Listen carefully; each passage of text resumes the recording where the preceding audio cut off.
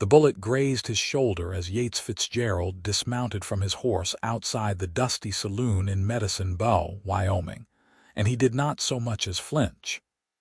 It was September 1878, and the frontier town hummed with the kind of tension that came before a storm. Yates had seen 32 years on this earth, 20 of them spent learning that emotions were liabilities a man could not afford.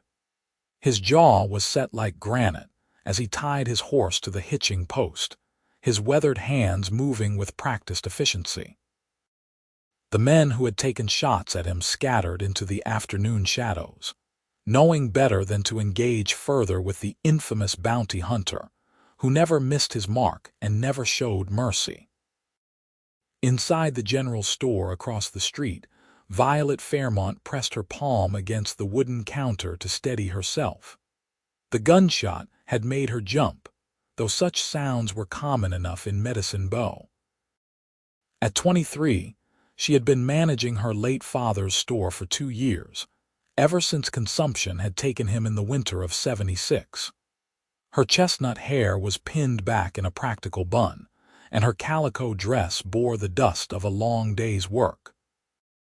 She watched through the window as the tall cowboy checked his shoulder with all the concern one might give a mosquito bite, then walked into the saloon without a backward glance.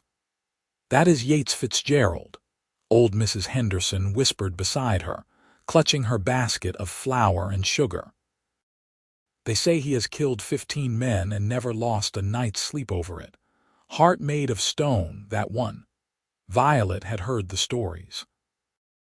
Everyone in Wyoming territory had heard about the man who tracked outlaws across 3 states and always brought them back, dead or alive, with a preference for the former. She turned away from the window and helped Mrs. Henderson with her purchases, but something about the cowboy's cold efficiency unsettled her in a way she could not name. 3 days passed before their paths crossed properly.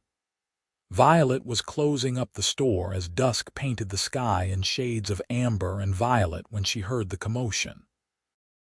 A group of drunken ranch hands had cornered a stray dog in the alley beside her building, kicking at it for sport.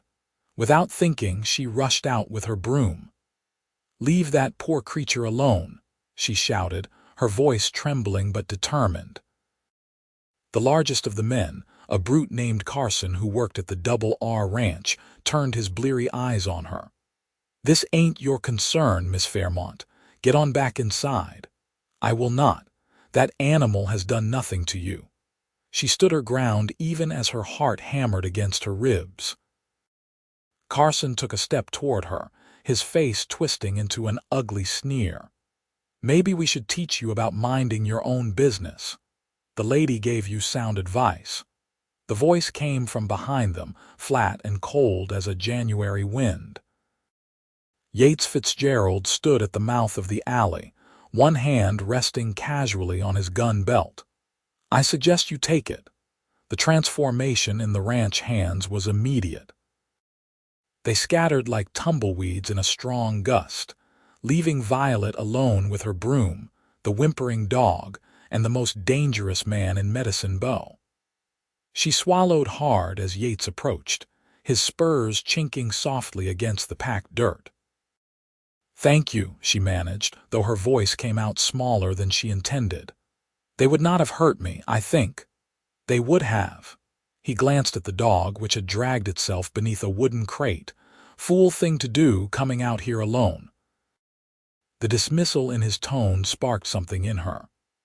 "So I should have just watched them torture an innocent creature. What kind of person would that make me?" For the first time, Yates looked directly at her, and she found herself caught by eyes the color of slate before a storm.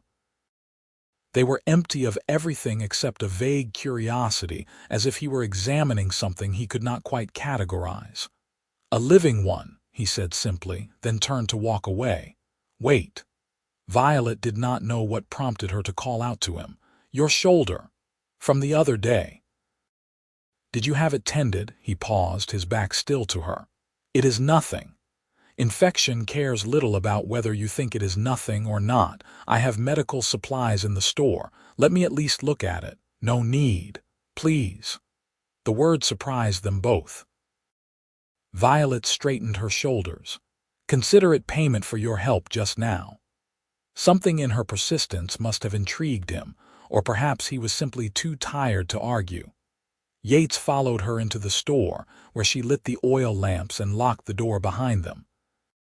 She gestured to a chair near the counter, and he sat with visible reluctance, shrugging out of his worn leather vest and unbuttoning his shirt to reveal the wound. It was worse than she had expected, red and angry around the edges. Violet fetched her father's medical kit and set to work cleaning it with steady hands, though being this close to Yates Fitzgerald made her acutely aware of every breath she took. He sat perfectly still as she worked, not making a sound even when she applied the carbolic acid solution that must have burned terribly. "How do you do that?" she asked quietly, threading a needle to stitch the deeper part of the wound. "Not react to pain, practice." "That is a bleak answer." "It is an honest one." His voice held no emotion, no inflection at all. It was like listening to someone read from a ledger. Violet focused on her stitching small, neat loops that her father had taught her years ago. "I do not believe people are born that way. Something must have happened to make you so." "Cold," he supplied the word without a trace of offense. "I was going to say guarded. Same thing in the end." He watched her hands work with a detached interest. "Why do you care? You do not know me." "I suppose I believe everyone deserves to be seen as more than what others say about them." She tied off the final stitch and began wrapping his shoulder with clean bandages. "There. Change these every 2 days and keep the wound clean. You should heal fine if infection does not set in." Yates stood and pulled his shirt back on, his movements economical and precise. He reached into his pocket and pulled out several coins, more than what her services warranted, but she shook her head. "I told you, it was payment for your help. I do not like owing debts." "Then do not think of it as a debt. Think of it as simple human kindness." She smiled at him, a gentle expression that seemed to puzzle him. "Though I imagine you do not encounter much of that in your line of work." He studied her for a long moment, and she thought she saw something flicker in those storm-gray eyes, something almost like confusion. Then it was gone, smoothed away behind that impenetrable wall. "No," he said finally, "I do not." After he left, Violet found herself thinking about him far more than was sensible. She told herself it was simple curiosity, a desire to understand what could make a man so thoroughly disconnected from his own humanity.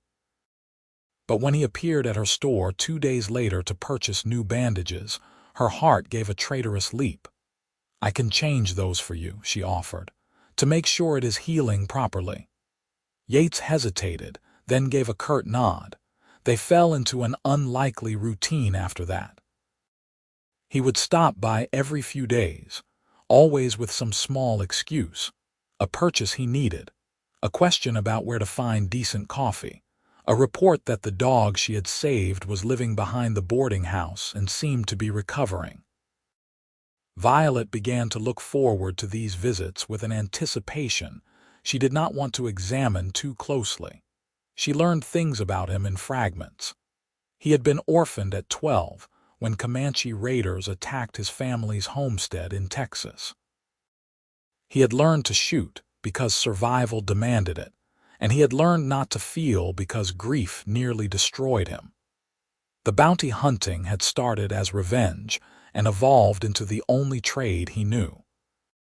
He spoke of these things without emotion, stating facts as one might describe the weather, but Violet heard the story beneath the words.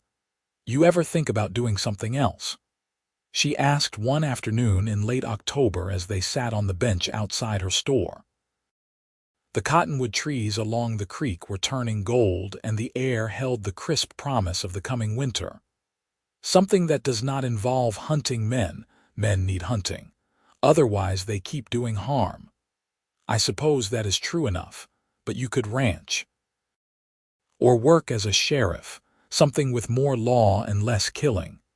Yates turned his gaze on her, and for once, there was something almost like amusement in his eyes.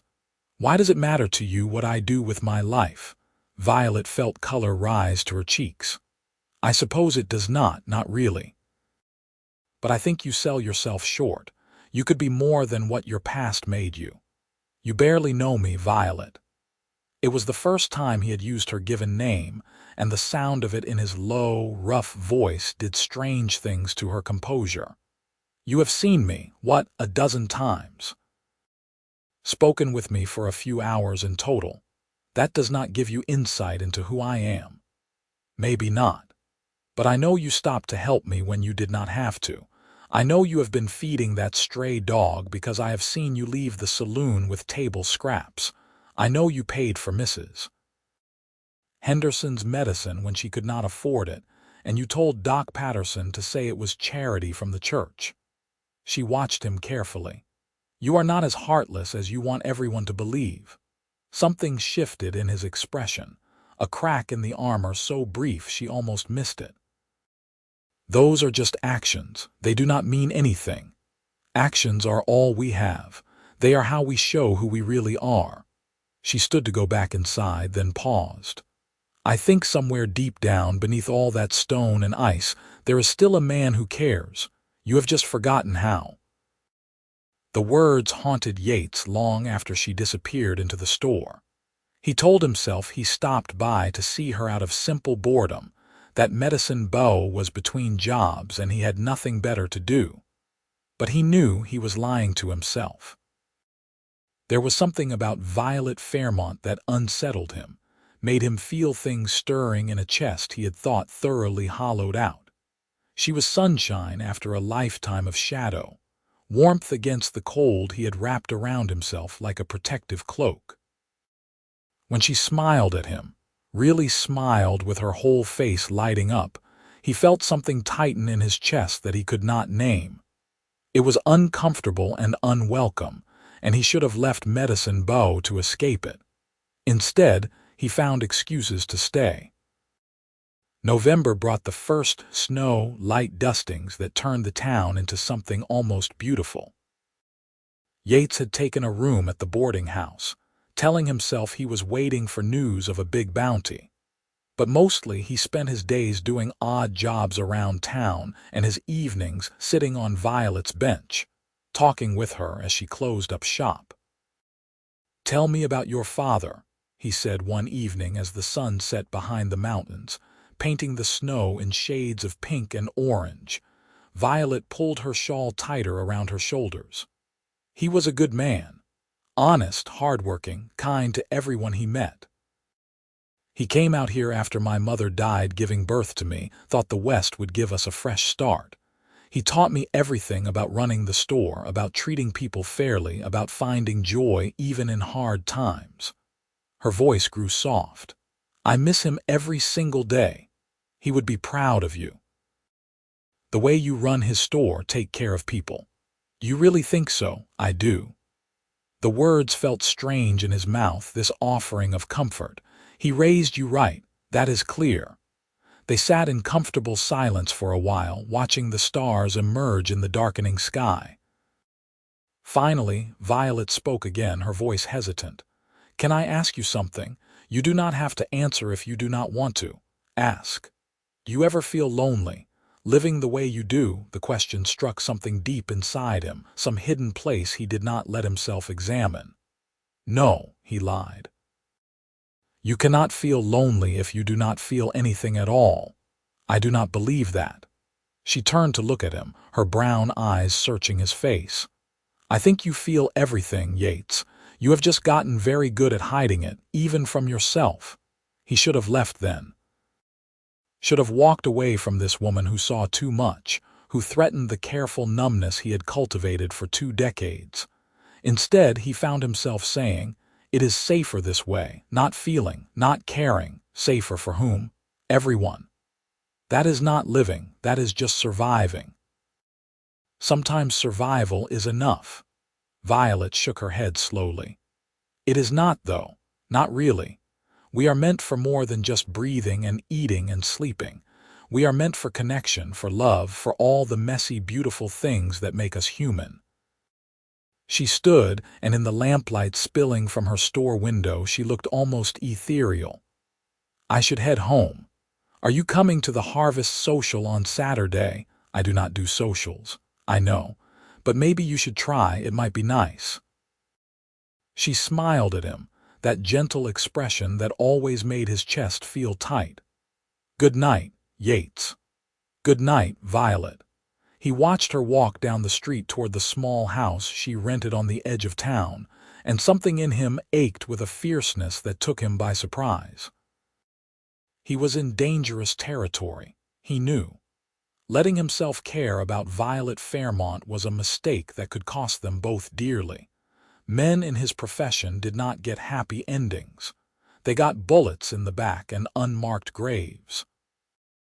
But despite his better judgment, he found himself at the harvest social on Saturday night.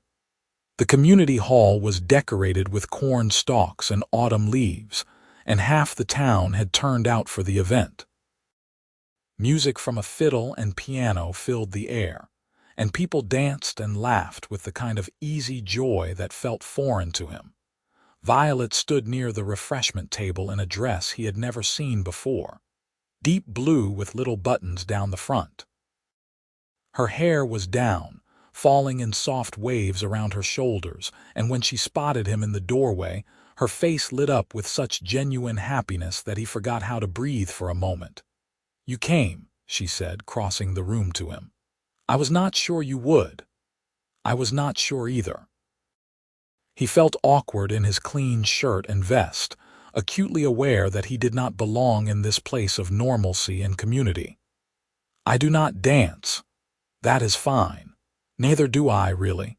I usually end up standing on my partner's feet. She took his arm with easy familiarity, and he let her guide him further into the hall. Come on, let me introduce you to some people properly. Not as Yates Fitzgerald, the bounty hunter, but just as Yates, a man living in Medicine Bow.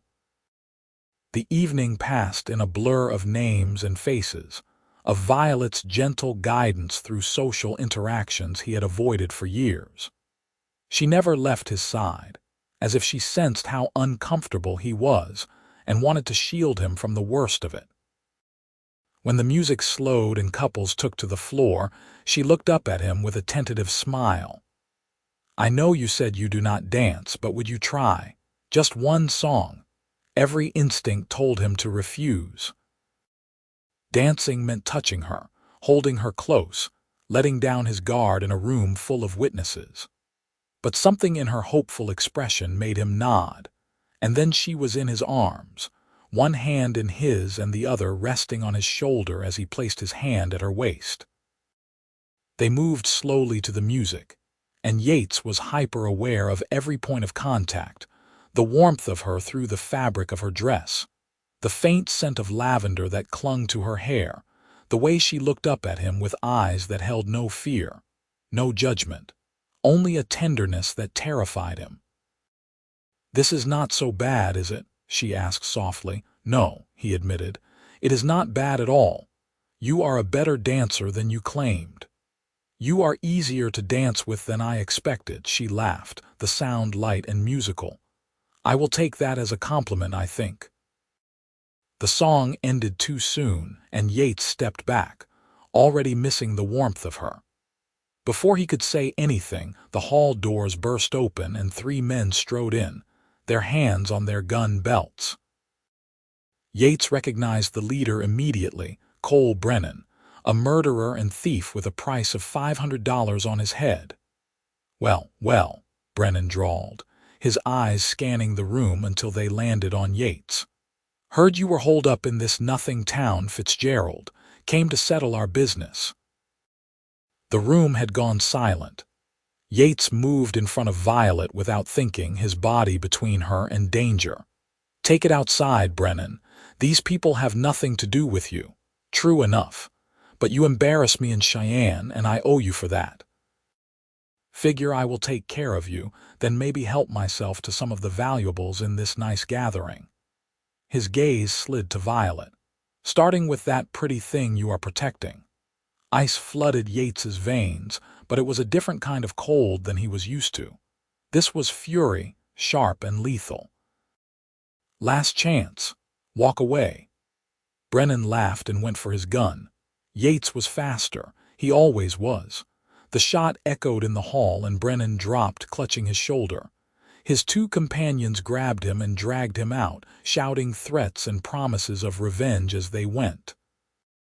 The room erupted in chaos. Yates holstered his gun and turned to Violet, expecting to see fear or disgust. Instead, her face was pale but composed. "Are you hurt?" she asked, her hands reaching for him as if to check for injuries. "No, I am fine." He caught her hands in his and they were trembling. "Are you all right?" "Yes, that was frightening." She took a shaky breath. "He said he would come back, did he not? That he would get revenge. Men like Brennan always say that. It does not mean anything." But Yates knew it did mean something. He had made Medicine Bow a target by staying here, had put Violet in danger simply by being near her. He should leave tonight, ride out before dawn and never come back. It would be safer for everyone, especially her. As if reading his thoughts, Violet tightened her grip on his hands. "Do not even think about it." "Think about what? Leaving? Running away to protect me or some noble nonsense like that?" Her eyes flashed with determination. "I am not afraid of men like Cole Brennan. I am more afraid of you disappearing from my life because you have convinced yourself that caring about someone is dangerous. It is dangerous. You saw what just happened." "What I saw was you protecting people, standing up to a bully. That does not make you dangerous, Yates. It makes you brave." She pulled her hands free and cupped his face, forcing him to look at her. "Please do not run. Not this time." He wanted to argue, to explain all the reasons why caring about him was a mistake, why she deserved better than a man with blood on his hands and ice in his veins. But the words died in his throat because she was looking at him like he mattered, like he was worth fighting for, and he had no defense against that. "I do not know how to do this," he said finally, his voice rough. "How to be what you think I can be. You do not have to be anything except yourself. The real you, not the man you have been pretending to be." She smiled, though her eyes were bright with unshed tears. "I like who you are, Yates. All of you, even the broken parts." Something cracked inside him then, some fundamental piece of his armor, and he pulled her close without thinking. She came willingly, wrapping her arms around him as he held her tight enough to convince himself she was real. Around them, the social had resumed, people giving them space but the music starting up again, life going on as it always did. "I am not good at this," he murmured into her hair, "at feeling things, at letting people in. Then we will figure it out together, one day at a time." She pulled back just enough to look up at him. "If you are willing to try." "I am willing." The words felt like a surrender but also like a beginning. They left the social soon after, and Yates walked Violet home through the quiet streets. The snow had started falling again, soft flakes that caught in her hair and melted on his shoulders. At her door, she turned to him with a question in her eyes. "Would you like to come in? Just for coffee and talk, nothing improper." He should have said no. Every rule he had lived by for 20 years demanded he maintain distance, keep his guard up. Instead, he nodded and followed her inside. Violet's home was small but cozy, filled with the kind of personal touches that spoke of a life fully lived. Books lined a shelf near the fireplace. A quilt her mother had made draped over the sofa. Photographs of her father at various stages of life hanging on the walls. She lit lamps and stoked the fire, then busied herself making coffee while Yates stood awkwardly in the middle of the room. "You can sit, you know," she said with gentle amusement. "I do not bite." He settled on the sofa, feeling too large and rough for the delicate space. When she brought the coffee and sat beside him, close enough that their shoulders nearly touched, he found himself telling her things he had never spoken aloud. About the nightmares that still woke him sometimes, dreams of fire and screaming. About the first man he had killed, and how easy it had been to pull the trigger. About the way he had systematically shut down every emotion until he felt like he was watching his own life from a great distance. Violet listened without interruption, her hand finding his somewhere in the middle of his story. When he finally fell silent, she said, "Thank you for trusting me with that. I know it was not easy. It should not be this easy to talk to you. I have known you for barely 2 months. Sometimes the best connections are the ones that happen fast, when you are not trying to force them." She leaned her head on his shoulder, a simple gesture of affection that made his heart stutter. "Can I tell you something? I have been alone for 2 years, running my father's store, trying to be strong for everyone. And I have been lonely, even surrounded by the whole town. Then you showed up, the last person anyone would expect me to connect with, and suddenly I do not feel alone anymore. I do not understand why you see something worth caring about in me. That is because you have spent so long looking at yourself through other people's eyes, through the eyes of the outlaws you hunt, the people who whisper about you in saloons." She lifted her head to look at him. "I see the man who saves dogs and pays for widows' medicine. The man who stood between me and danger without hesitation. The man who is trying so hard to feel nothing because feeling everything hurt too much once upon a time. You make me sound better than I am. I make you sound like who you really are underneath all the armor."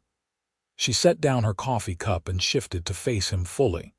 "Yates, I am not asking you to be perfect. I am just asking you to let yourself be human again, to let yourself care even if it is scary. What if I cannot?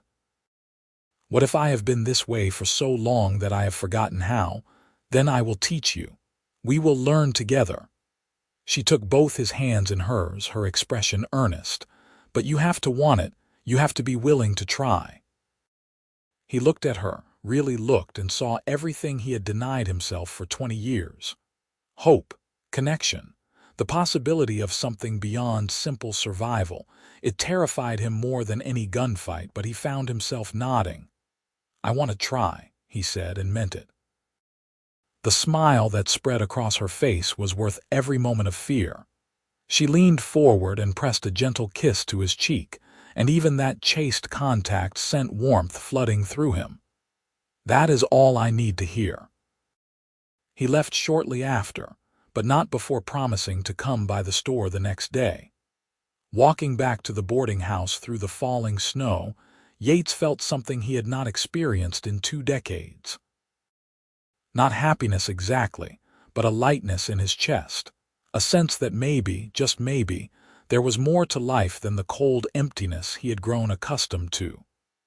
The following weeks passed in a blur of quiet moments and growing connection. Yates found himself spending more and more time at the store, helping Violet with inventory, fixing the loose board on her porch, splitting wood for her fire.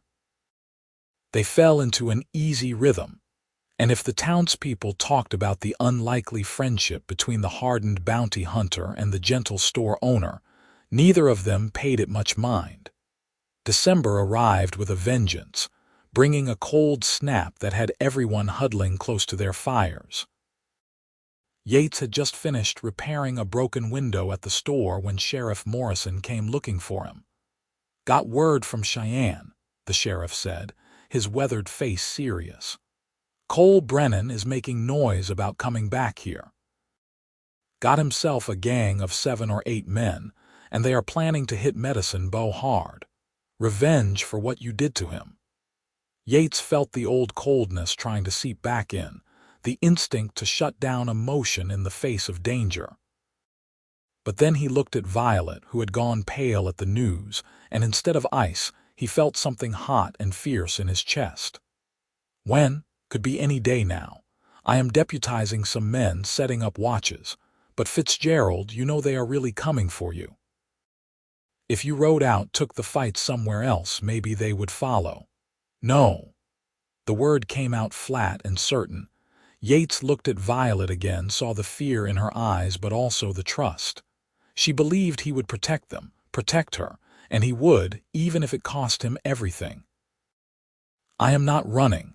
We will face them here together. The sheriff nodded, though he looked like he wanted to argue. All right then, let me know what you need. After he left, Violet came to stand beside Yates, her arms wrapped around herself. You could leave, she said quietly. He is right. If you drew them away from town, innocent people would not get hurt. Is that what you want me to do? No. She looked up at him, and there was something fierce in her expression. I want you to stay. I want you to fight for this place for us, but I also do not want to be selfish. People could die because of me, because I asked you not to run. People could die because Cole Brennan is a murderous bastard who cannot let a grudge go. That is on him, not you. Yates reached out and tucked a strand of hair behind her ear, the gesture still feeling new and foreign. I am staying, Violet. I am not running anymore. She closed the distance between them and wrapped her arms around his waist, pressing her face to his chest. He held her, one hand in her hair, and let himself feel the fear and determination and something else, something warm and tender that he was not quite ready to name. They prepared for the attack methodically. Yates worked with Sheriff Morrison to set up defensive positions, making sure the women and children had a safe place to shelter, training the men who could shoot. Violet turned the community hall into a makeshift infirmary, stockpiling medical supplies, and organizing the other women to help if things went bad. 3 days before Christmas, the scouts reported riders approaching from the south. Yates stood on the main street as the sun climbed toward noon, his hand resting easy on his gun. Beside him, Sheriff Morrison and 4 deputized townsmen waited. More men were positioned on rooftops and in alleys, ready to catch Brennan's gang in a crossfire. You do not have to be here, Yates said to the sheriff. This is my fight. This is our town. That makes it our fight too. Morrison checked his rifle. Besides, my wife would skin me alive if I let you face this alone. The riders appeared at the edge of town, 9 men on horseback, all armed and looking for blood. Cole Brennan rode at the front, his shoulder still bandaged from their last encounter. They stopped 50 feet away, and Brennan's lips pulled into a cold smile. Fitzgerald, he called. Time to settle accounts. You can come quiet and die quick, or we can burn this whole town down around you. Your choice. Third option, Yates called back. You turn around and ride out while you still can, Brennan laughed. You think you can take all of us, even you are not that fast. Maybe not, but I am not alone. At Yates's signal, the hidden townsmen revealed themselves, guns trained on the gang. You are outmanned and outgunned. Leave now or we will bury you here. For a moment, Brennan hesitated, clearly not having expected organized resistance. Then his face twisted with rage. Kill them all, he shouted, drawing his gun. What followed was chaos. Gunfire erupted from both sides, filling the street with smoke and noise. Yates moved on pure instinct, years of experience guiding his hands. He dropped 2 men before they could fire a shot, then dove behind a water trough as bullets peppered the wood around him. The fight was brief but intense. The townsmen fought with the desperation of people protecting their homes, and Brennan's gang had not expected real opposition. Within minutes, 4 of the gang were down and 2 more had surrendered.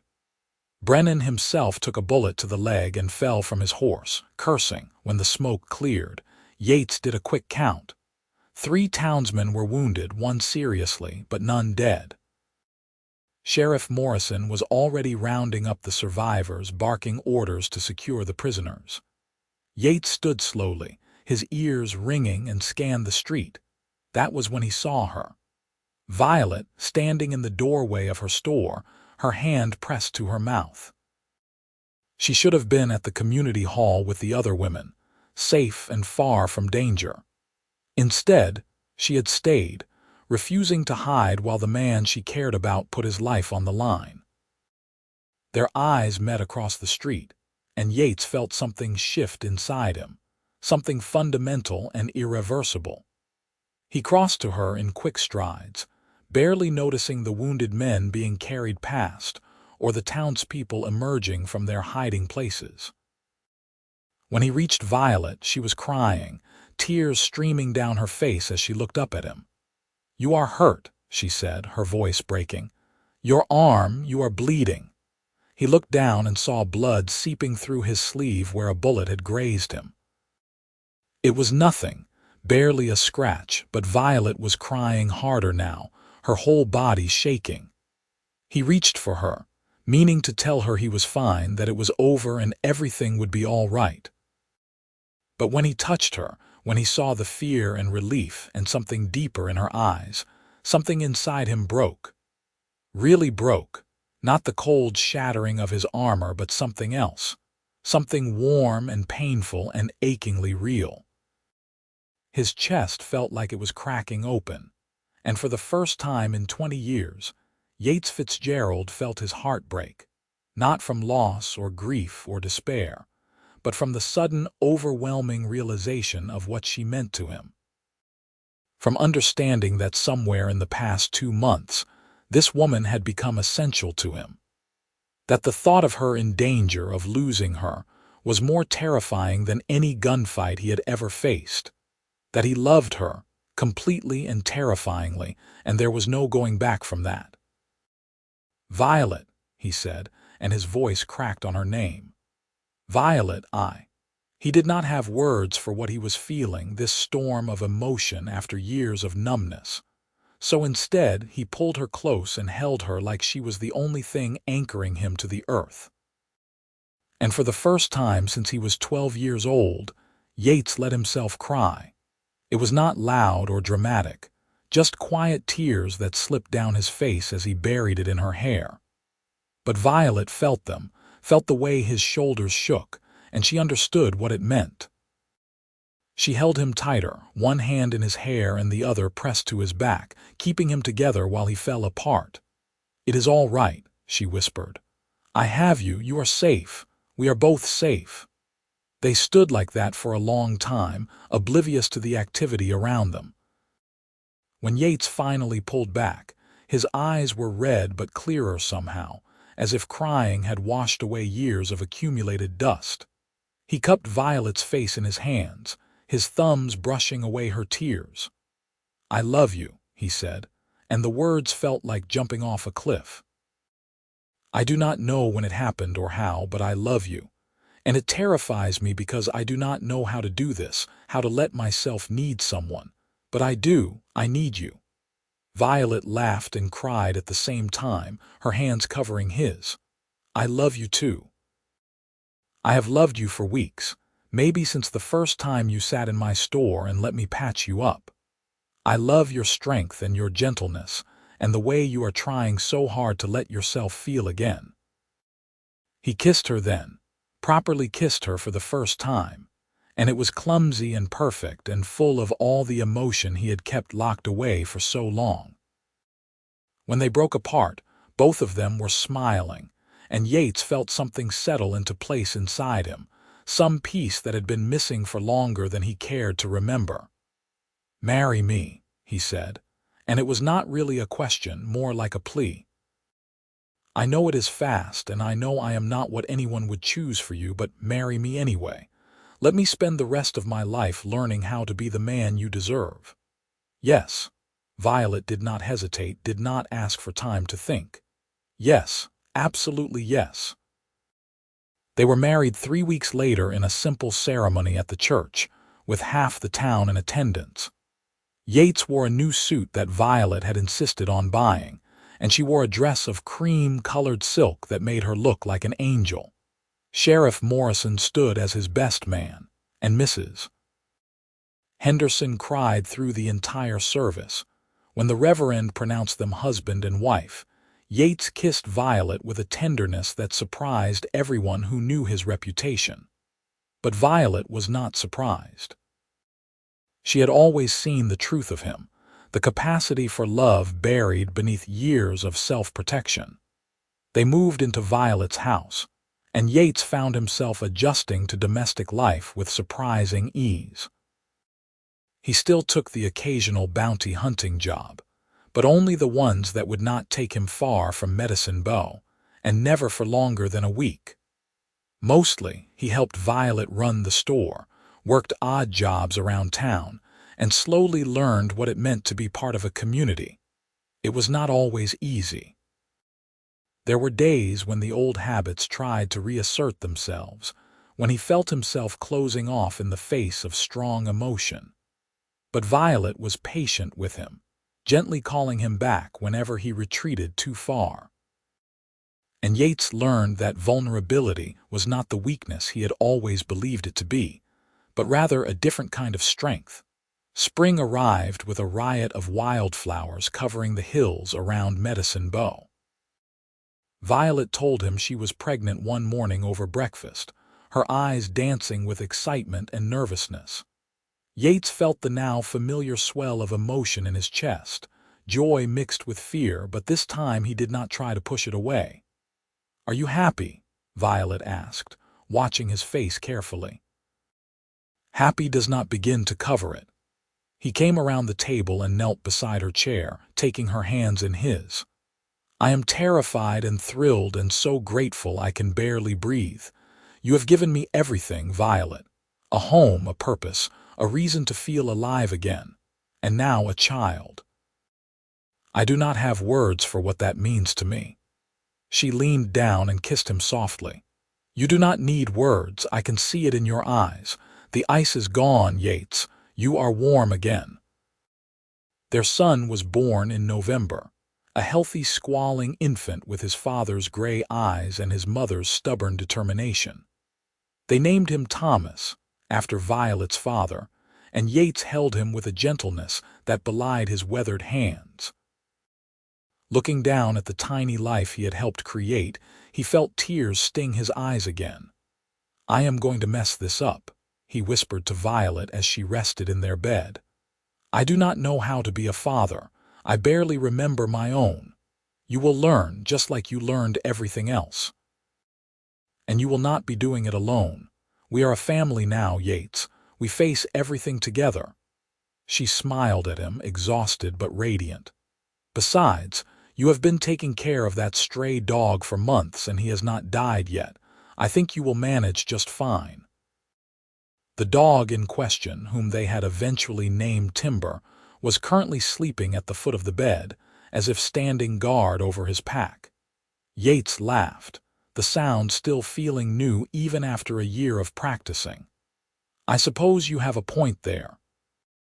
He settled into fatherhood with the same determination he had once applied to bounty hunting. He learned to change diapers and soothe midnight cries, to sing lullabies in his rough voice and tell stories about the stars. He learned that love was not a weakness to be avoided but a strength to be cultivated, and that opening his heart had not destroyed him but rather remade him into something better. 2 years passed, then 3. The store prospered under their combined management, and their family grew with the addition of a daughter they named Sarah. Medicine Bow thrived, the danger of men like Cole Brennan fading into memory as the town grew more civilized. Yates hung up his guns, except for the rifle he kept for hunting, and he became known not as the hardened bounty hunter, but as the quiet man who ran the general store with his wife, who could always be counted on to help a neighbor, who loved his family with a fierceness that everyone could see. One evening in the late summer of 1884, Yates and Violet sat on their porch watching the sun set over the mountains. Thomas was playing in the yard with Timber, now an old dog but still devoted, while Sarah napped inside. The air smelled of prairie grass and coming rain, and Violet leaned her head on Yates's shoulder with a contented sigh. "Do you ever miss it?" she asked. "The excitement of your old life?" "No." Yates did not have to think about his answer. "I thought I needed the adrenaline, the constant movement to feel alive. But I was wrong. I was not really living at all, just going through the motions. This, right here with you and our children, this is life. Real life. Even the boring parts. The dirty diapers and the sleepless nights and the endless questions from a curious 5-year-old, especially those parts." He turned to kiss her temple. "You saved me, Violet. I know you hate when I say that, but it is true. I was dead inside and you brought me back. You saw something in me worth saving when I had given up on myself." "We saved each other," Violet corrected gently. "I was lonely and adrift, just going through the motions too. You gave me purpose and partnership and a love I never thought I would find, so we are even." They sat in comfortable silence, watching the colors change in the sky. Thomas ran over, breathless and grinning. "Papa, will you tell me the story about how you met Mama again?" Yates looked down at his son, this miracle he had never expected to have. "Again? I told you just last week." "But I like it. It is the best story." Thomas climbed into his father's lap with the easy trust of a well-loved child. "Please?" "All right. Well, it started with a gunshot and a foolish woman who thought she could take on 3 drunk ranch hands with nothing but a broom." Violet laughed and swatted his arm. "Foolish, brave," Yates amended with a grin. "A very brave woman with a broom." As he told the story, embellishing it for his son's entertainment, Yates reflected on how far he had come. The man he had been 6 years ago would not recognize the man he was now. That Yates had been cold, closed off, convinced that feeling nothing was the same as being strong. He had been so wrong. Real strength, he had learned, was letting yourself be vulnerable. It was opening your heart even when it terrified you, letting people in even when you had been hurt before. It was choosing to love despite the risk, choosing connection over safety, choosing life over mere survival. Violet had taught him that. Not through lectures or demands, but simply by being herself, by seeing him clearly and loving him anyway, by crying for him when he had forgotten how to cry for himself, and in doing so, breaking through the ice around his heart. That moment in the street, when he had seen her tears and felt his heart crack open, had been the most painful and most freeing experience of his life.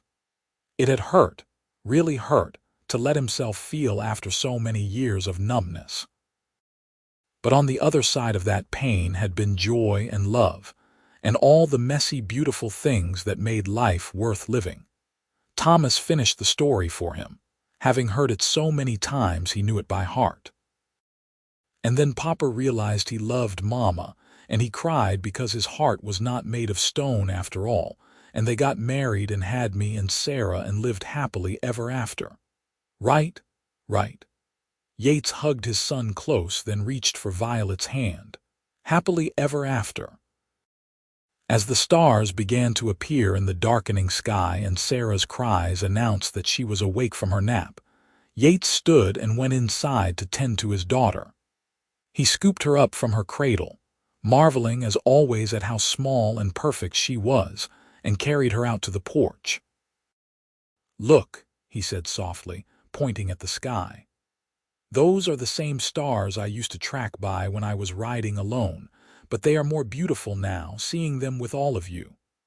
Violet stood and wrapped her arm around his waist, and Thomas pressed against his other side. They stood like that, a family, complete and whole and happy. And Yates, who had once believed himself incapable of feeling anything, felt so much love he thought he might burst with it. Years continued to pass in Medicine Bow. Thomas grew tall and serious, showing an aptitude for numbers that made him perfect for helping with the store's accounts. Sarah grew into a spirited child with her mother's kind heart and her father's determination. Yates and Violet aged together, their love deepening rather than fading as the decades rolled by. They saw Medicine Bow transform from a rough frontier town into a proper community, with schools and churches and regular train service. The Wild West they had known gradually became tamed, and while some mourned the passing of that era, Yates was grateful. He had seen enough of the violence and lawlessness to know that civilization, for all its flaws, was better. He never regretted leaving bounty hunting behind. On occasion, someone would pass through town who remembered his reputation, and they would look at him with surprise, unable to reconcile the gentle store owner with the legendary gunfighter. Yates did not bother to explain. He knew the truth, that both men had been real, just at different times in his life. When Thomas was 16 and Sarah 14, Violet found a lump in her breast. Doc Patterson, now quite elderly himself, examined her and delivered the news they had been dreading. It was cancer, and there was little that could be done. She had perhaps a year, maybe 2 if they were lucky. Yates felt the old coldness try to creep back in, the instinct to shut down in the face of unbearable pain. But Violet would not let him retreat. She held his face in her hands and made him promise to stay present, to feel everything, even the grief. "You are strong enough to handle this," she told him. "I have been teaching you for 20 years. Do not go back to being that man made of stone. Feel this, Yates. Feel it all, because that is how you will survive it. That is how you will be there for our children." So he did. He felt the terror and the rage and the crushing sorrow as he watched the woman he loved slowly fade. He held her hand through the bad days and celebrated with her on the good ones. He cried, often and openly, and let Thomas and Sarah see that it was all right to grieve. That strength did not mean hiding your pain. Violet lived for 18 months after the diagnosis, long enough to see Thomas fall in love with the blacksmith's daughter and to teach Sarah how to run the store. She died on a spring morning with all of them around her. Her last words a whispered, "I love you," that Yates would carry in his heart for the rest of his life. The grief nearly destroyed him. There were days when he did not think he could survive it, when the pain was so overwhelming he could barely breathe. But he had promised her he would feel it, would not retreat behind his walls, and he kept that promise. He cried and raged and slowly, gradually, healed. Thomas married and took over running the store with his wife. Sarah became a teacher at the school, inspiring the next generation with her passion for learning. And Yates, now in his 60s, found a new purpose in being a grandfather when Thomas's children were born. He told them stories about their grandmother, about the brave woman who had seen through his armor and loved him anyway. He taught them to be kind and strong in equal measure, to never be afraid of their emotions, to live fully and love fiercely. And sometimes, on clear nights, he would sit on his porch and look at the stars and feel Violet's presence beside him, a warmth that no amount of darkness could extinguish. When Yates Fitzgerald died in his sleep at the age of 78, the whole town mourned. They buried him next to Violet in the cemetery on the hill overlooking Medicine Bow, under a headstone that read, "Husband, father, friend, a man who learned to love." At the funeral, Thomas stood before the gathered crowd and told the story everyone knew but never tired of hearing.